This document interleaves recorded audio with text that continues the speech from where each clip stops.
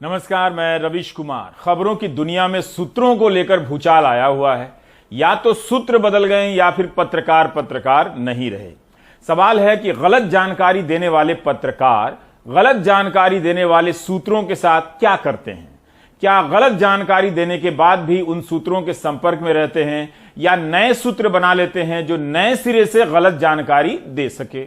एक पाठक और दर्शक के लिए सूत्रों के हवाले से आने वाली खबरों और पत्रकारिता के संकट को समझना जरूरी हो जाता है, ताकि पता रहे कि खबरों के लिए जिन जरूरी तत्वों पर आप भरोसा करते हैं वह भरोसे के लायक है भी या नहीं। सूत्रों के हवाले से हर बार मुख्यमंत्री बनने और हर बार नहीं बनने का रिकॉर्ड गुजरात के नितिन भाई पटेल के नाम हो सकता है। उसी तरह सूत्रों के हवाले से हर बार उप मुख्यमंत्री बनने और हर बार उप मुख्यमंत्री नहीं बनने का रिकॉर्ड गुजरात से ही यूपी गए AK शर्मा के नाम हो सकता है।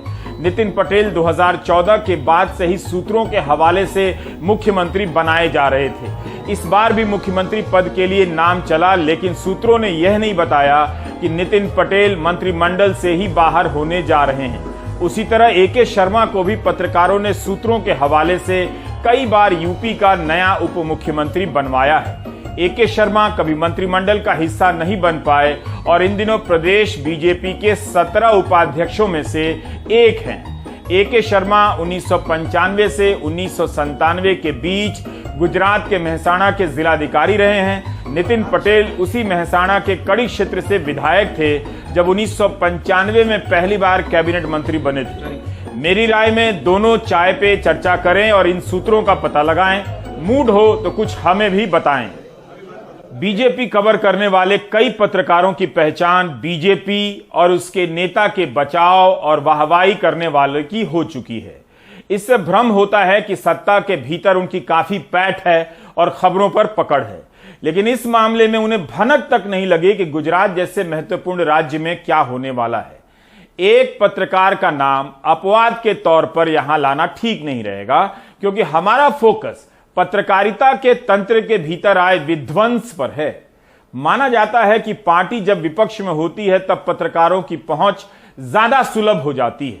कांग्रेस के अलावा दूसरे विपक्षी दलों में भी पत्रकारों को अब कुछ भनक तक नहीं लगता और ना उन्हें कवर करने वाले पत्रकार ऐसी खबर लिखते हैं जिससे पार्टी के भीतर की कुछ जानकारी मिल सके। जिस तरह से बीजेपी कवर करने वाले पत्रकार खाली हाथ बैठे रहे, वही हाल पंजाब में कांग्रेस कवर करने वाले पत्रकारों का हुआ। लगता है पत्रकारिता को भी अब इस तरह के पत्रकार चाहिए जिनकी खबर या तो गलत हो या वे गलत खबरों को आत्मविश्वास के साथ पेश कर सकें। पंजाब में चरणजीत सिंह चन्नी का नाम तो किसी सूत्र ने नहीं लिया, लेकिन सूत्रों ने जिनका नाम लिया वे मुख्यमंत्री नहीं बने। किसी एक चैनल का नाम लेना ठीक नहीं, क्योंकि ज्यादातर न्यूज चैनलों और वेबसाइट में चन्नी से पहले सुखजिंदर रंधावा का नाम सूत्रों के हवाले से छप गया। फिर सूत्रों का मन बदला और अंबिका सोनी का नाम चलवा दिया। तभी सूत्रों को लगा होगा कि सुनील जाखड़ का नाम चलवाते हैं, तो सुनील जाखड़ का चलवा दिया। बीच बीच में सूत्रों को ब्रेक लेना होता था तो नवजोत सिंह सिद्धू का ही नाम चलने लगता था। अब कोई सूत्र था भी या नहीं, यह एक खुला प्रश्न है। मुमकिन है सूत्र ना हो और यह भी हो सकता है कि पत्रकार ही आपस में एक दूसरे के सूत्र बन गए हों। भूपेंद्र पटेल और चरणजीत सिंह चन्नी का मुख्यमंत्री बनना बता रहा है कि राजनीतिक पत्रकारों की जरूरत समाप्त हो चुकी है। सूत्र पत्रकारिता की जान है। इसकी रक्षा करना एक पत्रकार का धर्म माना जाता है, पेशेवर धर्म। लेकिन यहां सूत्र के नाम पर ही पत्रकार पत्रकारिता की हत्या करने लगे हैं। सूत्रों के नाम पर आए दिन प्लांट होता रहता है। फिलहाल यहां जो संकट दिख रहा है वह कुछ पत्रकार और सूत्रों के अनुसार छपी खबर के गलत निकल जाने का संकट नहीं है। यह बता रहा है कि पत्रकारिता के भीतर संपर्क बनाने और खबरों को सूंघ लेने और खोज लेने की प्रक्रिया समाप्त हो चुकी है। इस पूरी प्रक्रिया में चैनलों और अखबारों ने निवेश करना बंद कर दिया है। पत्रकारों ने जिन्हें मौका मिला है उन्होंने भी काम करना बंद कर दिया है। पत्रकार चाटुकारिता के मामले में सत्ता का करीबी लग सकता है, लेकिन खबरों के मामले में वह भी उतना ही दूर और लाचार नजर आ रहा है। अगर सिर्फ यही पूछ लिया जाए कि आज आपकी क्या खबर है, इस हफ्ते की आपकी क्या खबर है, तो बहुत से पत्रकार ट्विटर पर जवाब नहीं दे पाएंगे, क्योंकि न्यूज रूम में उनसे अब पूछा नहीं जाता है।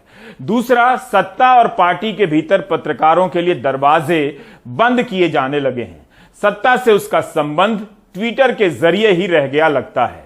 31 साल के धवल पटेल ने पिछले साल मई में जब सूत्रों के हवाले से खबर लिख दी कि विजय रूपाणी को मुख्यमंत्री पद से हटाया जा सकता है, तब पुलिस ने उन पर राजद्रोह का मुकदमा कर दिया। उनकी खबर को वेबसाइट से हटाया गया और धवल पटेल गिरफ्तार कर लिए गए। बाद में धवल पटेल ने भारत ही छोड़ दिया। यह प्रसंग बताता है कि सूत्रों के हवाले से सही खबर करने पर जेल हो सकती है, गलत खबर करने से कुछ नहीं होता है। क्या राजनीतिक पत्रकारिता का अंत हो चुका है? नेता ही अब खुद से राजनीतिक पत्रकारिता करने लगे हैं। आज ओलंपिक समापन की दिशा में जा रहा है और आपने देश को खुश कर दिया है। हाल ही में प्रधानमंत्री नरेंद्र मोदी ने एक वीडियो साझा किया। ये वीडियो ओलंपिक खिलाड़ियों के साथ उनकी बातचीत पर बनाया गया था। मल्टीपल कैमरे से शूट किया गया था और इसकी शानदार एडिटिंग की गई थी। खास अनुभव बताना है तो मुझे बताइए, मैं सुनना चाहूंगा। हमारे लिए सबसे बड़ी अमानत तो यही थी कि हम हिस्ट्री में फर्स्ट टाइम सेमीफाइनल में पहुंचे ओलंपिक्स के। उसी तरह से राहुल गांधी ने राजीव गांधी और उनके पायलट जीवन को लेकर अपने प्रसंग को साझा किया और पूरी बातचीत और जो साझा कर रहे हैं उसकी एडिटिंग कांग्रेस की तरफ से की गई। And it's the plane my father first flew commercial on. See, that's the real thing. एक तीसरा उदाहरण तृणमूल के सांसद डेरेक ओब्रायन का देना चाहता हूं, जिन्होंने पेगासस जासूसी कांड को लेकर कई वीडियो बनाए और अपना बयान हिंदी और अंग्रेजी में दर्ज कराया और अपने सारे सवाल पूछे। ये तीनों काम पत्रकारों को करने चाहिए थे, लेकिन ये तीनों काम नेताओं ने खुद किए। हाल ही में लोकसभा और राज्यसभा टीवी को बंद कर संसद टीवी लॉन्च हुआ है। पुराने पत्रकार निकाल दिए गए। पेशेवर पत्रकारों की जगह सांसद ही सांसद का इंटरव्यू कर रहे हैं। राजनीतिक दल वाकई पत्रकारिता को लेकर आत्मनिर्भर होने लगे हैं।